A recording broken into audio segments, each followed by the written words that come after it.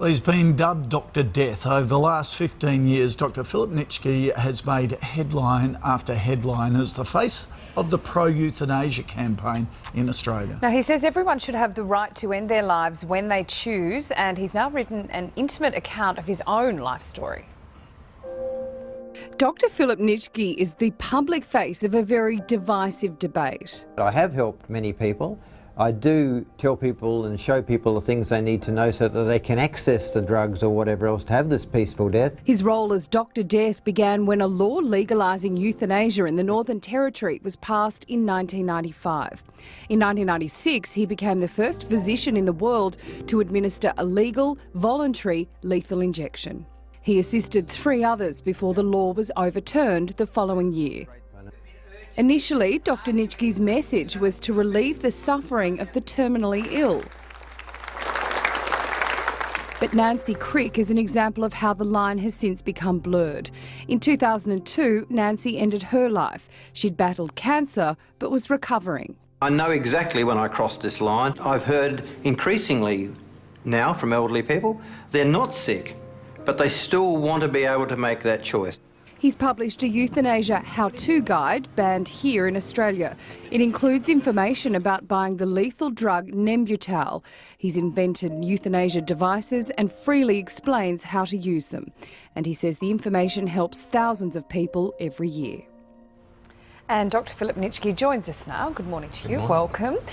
This book is a very personal account of your life. Why do this now? Well, because a lot of people have asked me about what has led me to the position that I'm now in, why I've got to the opinions, hold the opinions I've got. So I think it makes sense to be able to explain that, and it's in the context of the rest of my life. I didn't just suddenly decide that this issue of voluntary euthanasia was what I was going to spend so much time on. It happened over in the context of a lot of previous developments, and I was able to outline them.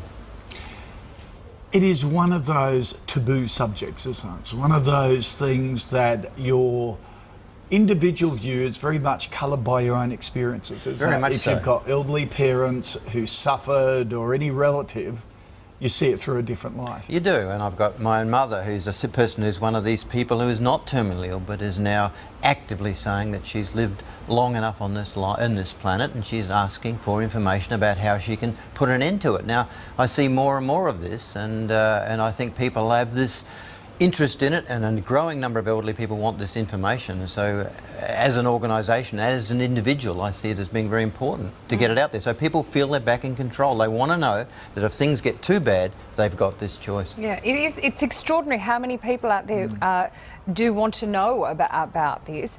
Was there one particular thing that happened in your childhood or in your formative years that led you to become such an advocate for euthanasia? No, look, really, the interest... I was in the Northern Territory when the world's first legislation came in, and I was taken aback by the opposition, and that's what really annoyed me, because effectively, especially from my own profession, the medical profession came out and said, look, no one should have...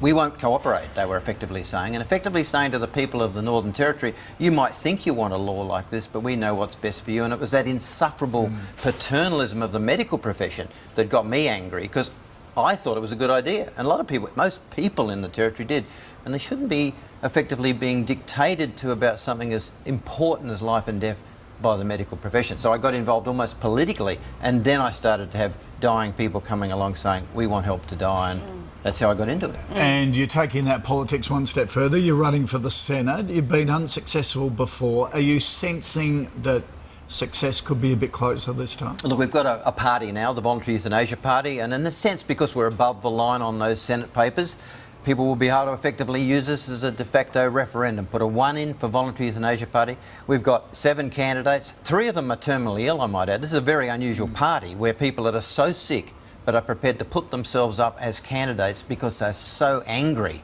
at the fact that 20 years almost have gone by since the first legislation came in the Northern Territory, overturned by federal parliament, and now we're back in the dark ages. Other countries move on. Australia languishes with people getting more and more angry. How many countries have euthanasia? There's Belgium, Luxembourg, Holland, Switzerland. How many number? 4 countries and 3 states of America.